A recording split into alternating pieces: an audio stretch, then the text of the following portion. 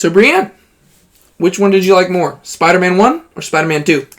I think I'm going to go with Spider-Man 2. Yeah? Yeah. Why did you like it more? I think because the characters were, fleshed out even more. And then also, we got to see more of Peter Parker and MJ's relationship. And I talked about how I liked that in the last movie. So, yeah. Yeah. It was just the first movie with more of what I liked in the first movie. So, therefore, I want to rank that one above. Yeah. So, for those of y'all who are new to this channel, my name is David, and this is Brienne. Mm-hmm. And basically, my whole goal here is I am just introducing Brienne to a bunch of movies she has never seen before. Mm-hmm. It all started with the Marvel movies, where she had seen no Marvel movies whatsoever, and then I decided to be a jerk and show her Avengers Endgame first off. Mm. And then we've been going back through, and we've been watching through all of them. Mm-hmm. Currently, we are almost near the end, and the next movie we've got is Ant-Man and the Wasp. Mm-hmm. But yesterday, we decided to take a quick detour and start watching the Spider-Man movies, the original ones with Sam Raimi's Spider-Man movies with Tobey Maguire. And so yesterday we watched Spider-Man. Today we watched Spider-Man 2. And eventually we will get to Spider-Man 3 as well. Yeah. And then maybe we'll watch the Andrew Garfield ones as well. But basically it's just been fun for me because I have gotten to share these experiences with her because I grew up watching a bunch of movies. Her dad has watched a bunch of movies, but she somehow just missed out on all of them. Yeah. So what did you think about Spider-Man 2? Yeah. Tell us about it. I liked the plot of it. We talked about, I think when we were at lunch, I think the Spider-Man movies have helped me realize what I like in a movie. Mm-hmm. So I like something that has a good plot line that's easy to follow, that is simple, but at the same time has complex characters. So the plot's simple, but the characters are complex.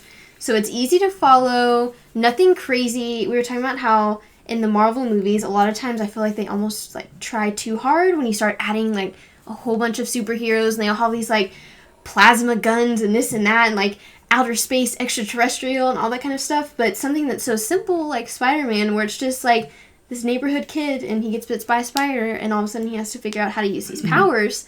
I really like that. And then also I think the movie does a really good job at following all the different characters and really just making you interested in each of them. And so Yeah, especially what you were talking about, the stakes, how they're easier to grasp whenever it's a simpler plot. Yeah. That's something that even as we were talking about it at lunch, it clicked in my head as well, because I was trying to figure out why do I, whenever I'm watching these Spider-Man movies, why do I feel more concern for him than I do in all these other Marvel movies and stuff? And one is I think because, there's a better, they're more fleshed out characters, right? You have less characters to introduce people to and stuff. You got one core superhero and then one main bad guy, and you got stuff like that. But then also, as we were talking about it, I realized whenever Spider-Man gets thrown through a brick wall, I'm like, ouch, that hurts, because I know what a brick wall is, and I know how hard they are, and I'm like, ooh, the fact that he just did that, whenever he's swinging through the streets, and all of a sudden, his web shooters stop working, and he just falls, I'm like, ooh, that hurts, because that's he's interacting with the world that I know. Right. And so the stakes feel higher. Whereas whenever you're watching all these Marvel movies, they're, like you said, they're using these plasma guns and all these different devices that I don't know how those work. Are they supposed to be lethal? Are they supposed to just injure you? I don't know, because they're fictional devices, which is cool, and they're really unique, and neat for the imagination. Right. But when it comes to raising the stakes in a movie, you just don't feel it as much, because sometimes basically it's just based on whatever the rules are in the movie. Whenever a certain hero does something, one person might do it and they're totally fine, and another person might do it and they just die, and you're like, oh, okay, I guess, that was lethal. I didn't realize that. Whereas in these movies, you're watching it and you're like, ooh, that should kill you. And then sure enough, it's putting them towards the edge, because they're interacting with the world around us that we can actually know. So it's it's grounded enough to where you actually are invested in the story. Yeah. To where, and in that sense, I think that's why I almost like a lot of the earlier Marvel movies better, before it got so robust where everybody's a superhero. Right. Because the earlier ones, they're interacting with a world that we know. And so it's really cool to see how far the special effects have gone, and all the different things they can do whenever you introduce more characters and more technology and more devices. But the grounded movies are the ones that are more relatable, and the one where you're actually emotionally invested in the story. And I think that one thing that I really appreciate about these movies, especially watching through it again, because I haven't seen these since I was like really young. It's probably been like over a decade since I saw any of the Sam Raimi movies, except for maybe like the third one, just because I just decided to rewatch that I think a few years ago. But rewatching these, I'm picking up on like the core themes that are like really deep. So it's like you're dealing with a comic book story, but they've got these rich themes. They do. And we talked about this in the Spider-Man video we did, like the first movie. But Wonder Woman 1984 tried to do a similar thing, right? Yeah. They tried to have their theme, which was about, like, I guess, truth, and how you can't, like, get to the top by cheating or lying or, like, just sneaking your way up there. It's about truth, but the way that they got that message across was so over the top and preachy that you're just like, ugh. Yeah. Like, it was like, oh, there had to be a better way to do this. And, like, it just seems like the ways that they tried to accomplish it were so shoehorned in and forced that you're like, it didn't really work. Whereas whenever you're watching this movie, this is like a direct continuation of the first Spider-Man. The first Spider-Man's like, with great power comes great responsibility, and he's having to realize exactly how that plays out. Yes. And really, it's a matter of like discernment, right? He's realizing it's not always just a black and white, like, I need to do this, I don't need to do that. In the first movie, his whole thing he was dealing with was like vengeance, right? He let that guy get away because they didn't pay him the money, and then as a result, his uncle died. And then he was dealing with the guilt of that, and he realizes, I've got this responsibility to help people. In this movie, it picks up right off of that, because now he's almost gone to the other extreme, because as humans, we're prone to extremes, right? So he's like, oh, well, now I'm responsible for everything. And anytime anything bad happens, he feels the need to throw on the Spider-Man suit and go save the day. And so whenever you begin this movie, it's like 2 years into him being Spider-Man, and he is just like drained. You know, he's having a tough time because he's got like 2 jobs. He's living on his own. He's going to college. He's trying to be Spider-Man. He's trying to do all these things. Yeah. And as a result, he doesn't get any of the things that he actually wants, right? You know, there's Mary Jane, and he wants to like be close to her, but he keeps having to push her away. And then even in the times whenever he does reach out to her, he can't actually fulfill those things because he's Spider-Man. And like, you know, he'll be trying to go to her play, and then, there's sirens. Got to go save the day. And so you see him like always like he's struggling with the idea like he wants to be Spider-Man, but really he just wants to be Peter Parker. But he can't do that because he feels this great responsibility. But then over the course of the movie, he goes to the other extreme. And he's like, you know what? I need some me time, right? So instead of it being vengeance, this time it's like selfishness, right? And so he's like, you know what? I'm just going to turn away from it. So where the first movie was about responsibility, this one's about like choice. And realizing that the way you exercise that responsibility is a matter of your own personal choice. And so for a time, he goes to the other extreme. He says, you know what? I'm not Spider-Man anymore. You know what? Now I'm just Peter Parker, and things are going really, really well for him. Yeah. But as a result, you see him making some really selfish and messed up decisions, right? There's people like, there's that guy getting mugged in an alley, and he just looks, and he turns, and he just walks away. Yeah. And you're like, dude, you've got the power. Yeah, like, I know your powers have been messing up, and the whole reason his powers were messing up was because it was like all in his head. Right? It wasn't because like the powers just like gave out. It was because he was not, you know, and like that's what happens with us, right? Yeah. Whenever you become discontent with something, it's like you're losing your joy in it. You stop actually being that thing. And so he has the power to stop this person from getting mugged, but instead he just turns and walks away. And you're like, dude, with great power comes great responsibility. And he has like that kind of like, I guess, vision or dream or just imaginary conversation with his uncle, where his uncle's like, take my hand. Like, you need to, like, be with me here. Like, great power, great responsibility. And he says, no, I'm not Spider-Man. I'm Peter Parker. Yeah. And then he kind of just becomes selfish for a little bit. But then all of a sudden, things keep happening where he realizes he can't do that anymore. You know, there's that house that's on fire. And he realizes, even though he doesn't really have his powers, there's a girl in there.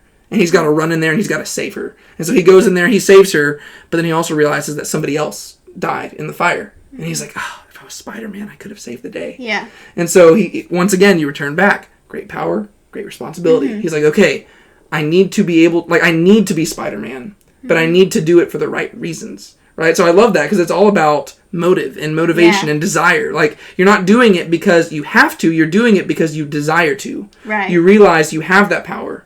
And with that power comes the responsibility to help people, but it's your choice whether or not you do it. And so I like that basically, like, the stories just, they seem so well together. Yeah. To where one, it's like he learns about the responsibility. Now this one, he realizes how that responsibility must take form. Yes. And so each time you leave the movie and you're like, wow, I'm learning a lot about what it means to be a human. Yeah. And I thought that was really cool. What did you think about the themes and the message of the story? Yeah, I think one thing that Spider-Man, both of the movies do really good, especially whenever I know we keep saying, like, Wonder Woman 1984, but probably because we just watched it. But one thing that I think Spider-Man did really well is that they kind of establish what the theme is towards the beginning of the movie, and they use that the entire movie, placing it in small places. While whenever we watched Wonder Woman 1984, it kind of felt forced because you were kind of confused as to what the theme was, and then the moments whenever they did try to make it really apparent, it was like this whole, like, epilogue zoom in type session where it was like this long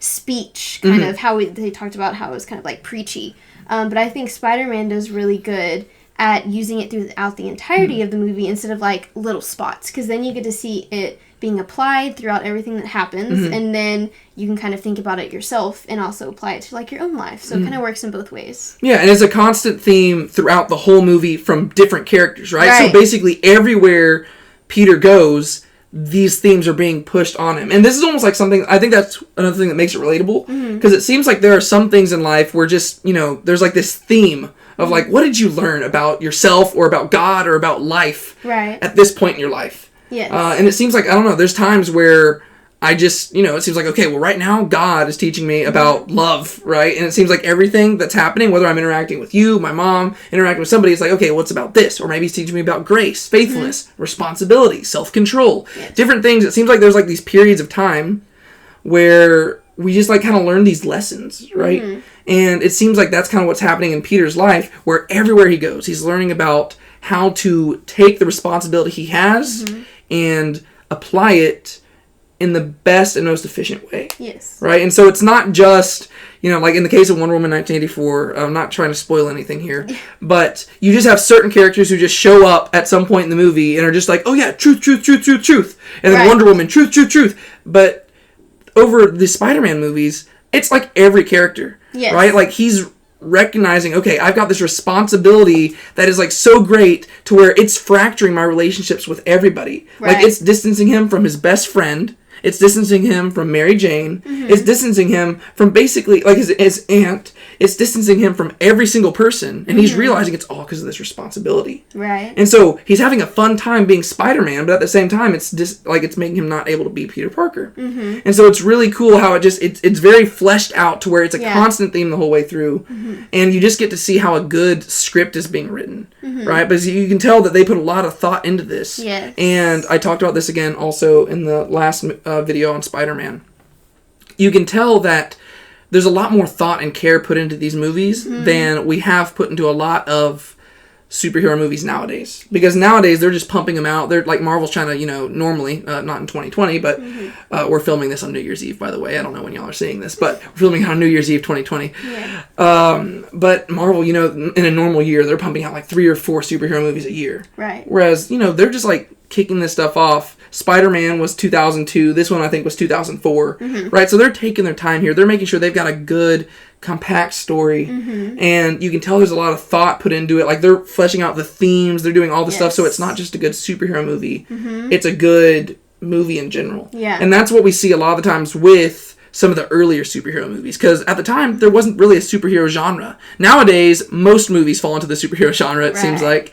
Whereas earlier on, this was just an action movie or a drama or a comedy, whatever you wanted to call it, that had a superhero in it.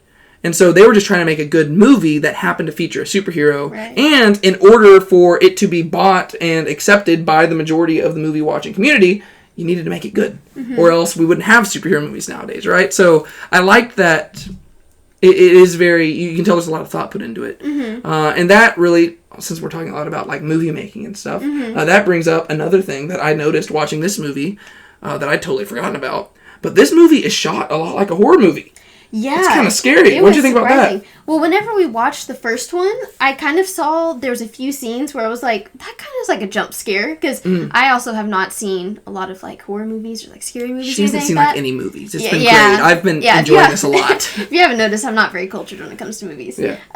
But I've seen a few with David. He's showed me a few of them. And so I'm not super well versed when it comes to jump scares, but I was able to recognize there was some in the first movie, and I was like, well, that's kind of weird. Like, I've never really seen that in a superhero movie, and I was like, okay, well, maybe that's just something they did in the earlier ones, because this is filmed way further back than all these other Marvel movies that we've been watching. And then we watched the second one, and there was even more. And not only jump scares, but just some of the camera angles and just like, the one scene whenever the door's like creaking open. Yes. I was like, okay, there's a lot of kind of like horror movie-esque type of elements to this movie. Yeah, and I think that's because, I could be mistaken here, but I believe Sam Raimi, the director, he directs a lot of scary movies and stuff like that. But I just totally forgot about that. Yeah. We were just watching it in my living room, and we're watching it in the daytime and stuff, and I was thinking, man, if I was watching this in the theaters whenever it first came out, and I was a child watching this, I'd probably be pretty terrified. And to be honest, maybe it was because I was younger when I saw the first movie. I remembered some of the jump scares from the first Spider-Man movie, mainly because I think the Green Goblin kind of freaked me out. And I remember there were certain scenes that I used to skip. Like, whenever Norman Osborn is, like, convulsing and stuff in the first movie, and, like, there's the green smoke, and then he's, like, laughing, and he turns into the Green Goblin for the first time. That terrified me. I used to skip that scene. That's funny. And I remembered that, and so I remembered the first one having some scarier stuff. But this second one is, like, toned up, it dialed up a whole bunch more. There's a lot of jump scares, like whenever Doc Ock, the main bad guy, Dr. Octopus, it was actually kind of cool. She didn't know his name, and whenever he got, like, the tentacle, she was like, whoa, he's like an octopus. I was like, yeah, his name's Dr. Octopus, so... like, score, I got it. Yeah. But it means they gave him a good name. Good. Yeah. But whenever they're about to perform the surgery on him, right? He's laying down because they think that, I guess, he died, and so they're trying to remove these tentacle things from him, and then all of a sudden they just, like, wake up and just start killing everybody. Yeah. And it's, like, not... chainsaw in there and everything. I was like, oh my gosh. Yeah, and you have people dying in superhero movies nowadays and stuff, but it's never, like this is filmed like a horror movie, right? It's not just like, oh, look, it knocked the person against the wall. No, it's like, this thing is, like, coming at the person, and then they're like, ah! And, like, it's, like, zooming in on, like, they're screaming and stuff, and it's like, ah! And then it just, like, their hand, like, falls limp, and you're like, oh, wow. That just happened? Yeah. Yeah, that's crazy, because this is not, it's a very adult superhero movie. Yes. Which, that just shocked me, because in my mind, I remembered this one being a lot more lighthearted. But it wasn't. It was actually a lot darker than I remembered, and I was just surprised, because I'm thinking, wow, if I were somebody who was trying to jumpstart this whole superhero thing, I would probably have made it more kid-friendly, thinking that was the audience to appeal to. Right. But instead, they made the decision of saying, you know what, we want adults to take this movie seriously. Yeah. And that's probably a good decision, right? Once again, I don't think we'd have the Marvel movies if we hadn't had these really good, like, Spider-Man and X-Men movies and stuff, and they chose to appeal to the more adult audience. Right. So I thought that was really cool, because I was like, wow, I was not expecting how much horror stuff was in there, but it was also more realistic. Yeah. I looked at you and I was like, if there was this type of villain going around, like he just had like these metal like tentacle claw things, people would be screaming. They would be terrified. Oh yeah. And they were, like in the movie, they're like, ah! Whereas nowadays in superhero movies, people are like, oh no, there's a bad guy, and then they're like ah! Power walk in the other direction. Yeah, whereas you feel the terror in this one. Like, and I think that was actually a brilliant turn there. Like, they probably did a really good job choosing Sam Raimi as a director, because that's a good way to introduce people to the superheroes, because you have to you have to show them the terror of these super villains, so that when the superhero shows up, you're like, yes! Yeah, you see the purpose of them. Yeah, and you get a lot of really cool superheroic moments here with Spider-Man. One of the classic scenes that we have, that almost every Spider-Man incarnation will kind of try to reenact, is the moment where he is, holding onto the train. He's like, ah! He's making some really weird faces that if you just screenshotted those, you could probably meme them really well. But he's like, you're like, ah! Like just screaming. And every incarnation of Spider-Man will typically do something where he's like trying to hold things together. But what do you think about Peter Parker's storyline through this whole movie, with him, like, losing his powers and all that stuff? What did you think about that? Yeah, I really liked that. Again, I'm a real big fan of, like, characterization, really fleshing out the characters and everything. But I think they did a good job at making the audience feel invested in his character, because I personally felt the constant tension between him, and I could empathize with his character and what he was thinking, and seeing why he'd want to go one way but also go the other. So I think that also helped me stay engaged in the movie at the same time, helped me empathize. And yeah, I think they did a really good job. Yeah, you really feel for him whenever he's just having like these bad days. And I like that they include just like small details. Like the one that stuck out to me is whenever he was at like the gala party thing, and he keeps walking up to these food trays, and he just keeps going to grab something. And then he looks like the look of disappointment Tobey Maguire has whenever they take, like, somebody takes the food. He's just like, Like, and I think we've all had those days, and that's why we relate to him, because we're like, oh, like this guy. You know, all these other bad things have been happening too, right? Like, Harry, his best friend, is like slapping him in public, right, in front of everybody, and then as soon as he like recovers from that, he turns out the girl he's been in love with since 4th grade, who he had to reject because of this personal responsibility, she's now getting married to the to the son of the boss who treats him like a jerk, and he's having to take the pictures, right? And you see all this stuff, you're like, oh, poor Peter. And then he's just like walking, and he's like having such a bad day, and all he wants is to grab a little piece of food from that food tray, and he goes to grab it, and somebody else grabs it. He's like, oh. Twice. Yeah, twice. And then finally he grabs, like, I think it's like a martini or something. Yeah. He's like, and he like goes to chug it, and then it's empty. He's like, this is a terrible day. And you're just watching it, and it just cracked me up, because they didn't have to include those little details, right? We already got that he was having a bad day. Yeah. But just those little details, you're like, makes it really I feel that. Like, I've been there, where it's like, sometimes those are the worst things, right? Like, sometimes whenever, the friend's slapping you in the face, and the girl's getting married, you're like, this is just a bad day. But then it's like those little things where you're like, nothing's going my way. Can't I just have that little finger food? That's all I want. Like, last straw on the camel's back. Yeah. Yeah, it's like, oh man. So that was really good. And then speaking of him marrying the son of his boss, his girlfriend marrying the son of his boss. I misspoke there. You really like J. Jonah Jameson, the lead editor of the Daily Bugle. Tell us what you like about him. Yeah, he's really funny. He just gives that good comedic relief in the movie, and it's every line that he said. Like, I couldn't help but laugh. Both of us, we were just the entire time. And I think it's funny how he constantly tries to, like, bully Peter Parker, but then the minute he becomes Spider-Man, he's like, oh, yes! You're the best! Basically, you realize that his words don't mean that much. He just basically is just a very dramatic person, which, once again, we know people like this, but this is taken up to, like, comic book standards and extremes.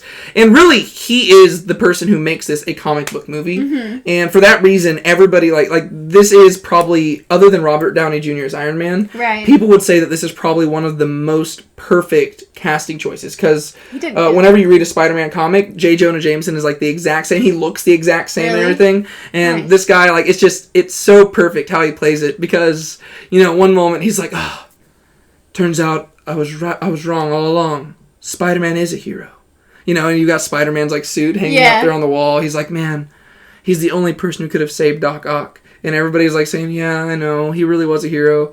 And he's just thinking, he's like, man, if only I could talk to him again, I would say. And then like you hear like, and then he looks back and the suit's gone. Yeah. And he's like, Spider-Man's a thief! He's a menace! We want to put him on there! I want him prosecuted! And like he just goes, he's a huge 180 immediately. And it's so good, because really a character like that should take you out of the movie and you'd be like, that's so lame. But it's just so perfect for the movie. And if we're just going to wrap up our thoughts here, I think that's what makes the movie so good. They blend so many things together and bring it all together to where this really is, I don't think it is the best comic book movie ever, but it is one of the best comic book movies ever, and I think there's a reason why people hold it that way, because it has some horror moments, but it also has like some really comedic moments. Yeah. But then it also has this great action, this great drama, this great romance. Yeah. Has all this character building, all these character arcs between all the different characters. And the only person that I think has a terrible story in the whole thing is poor J. Jonah Jameson's son, who just seems like a super swell guy, but then gets left at the altar. And I'm like, oh. That's sad. Yeah, so Mary Jane is kind of a jerk, but that's not really any news.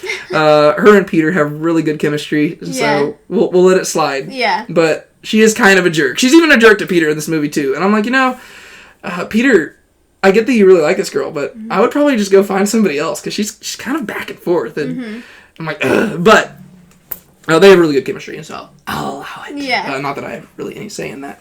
But yeah, overall, really good movie. It's got, like, it balances all these genres. It's got some really deep themes to where you can look at it and you immediately know, like, the theme of this movie is, like, choice. The theme of the first movie was responsibility. Yeah. And then going into the third one, you're like, what's the theme going to be next? Yeah. But yeah, so do you have any other final comments for Spider-Man 2?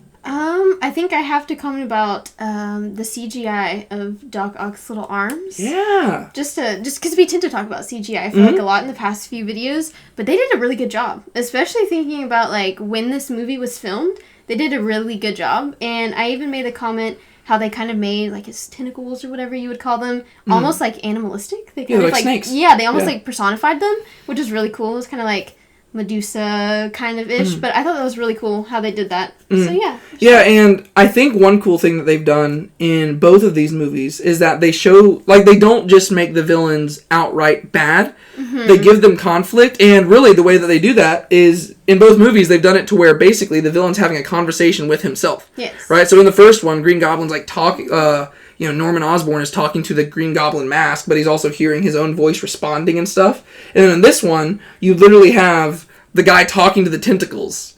And that seems like, it seems like a cheesy thing on paper. Yes. But they execute it so well. Yes. That you're like, wow, that actually works out really well.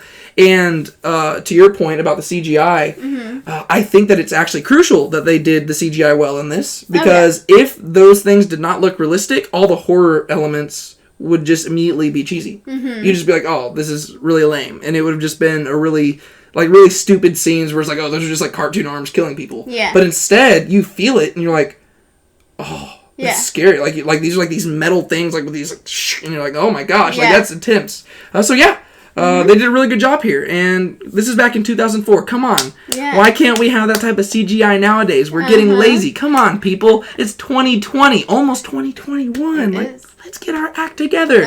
But that being said, I don't have anything else to say about Spider-Man 2, other than that it was a very great movie. I'm actually I might even be enjoying this more than you are, which is saying something, because she said that Spider-Man was her favorite comic book movie yesterday, and then she just said that she likes Spider-Man 2 better. Yeah. So now we have two of her favorite comic book movies in the last 2 days, and I think I might even be enjoying this more. Yeah. Because I think I had actually discounted these movies because I was so young when I saw them that I didn't appreciate them as much as I do now.